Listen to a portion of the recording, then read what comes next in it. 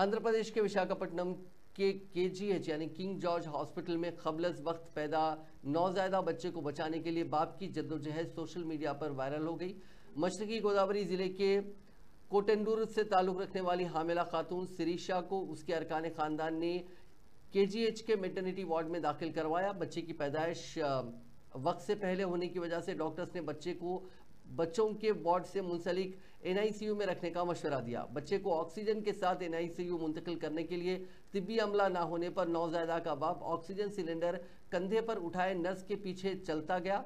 ये मंजर अस्पताल के अहाते में मौजूद बाद अफराद ने अपने सेल फोन में कैद कर लिया, जो बाद अज़ां सोशल मीडिया पर वायरल हो गया। मामले का इल्म होने पर अस्पताल के सुपरवाइजर ने डॉक्टरों और तिब्बी अमले पर बरहमी का इजहार किया। उन्होंने हिदायत दी कि इस तरह के वाक़यात का मुस्तकबिल में आदा ना होने पाए। उन्होंने कहा कि बैटरी से चलने वाली गाड़ी अस्पताल में दस्तयाब करवाई जाएगी।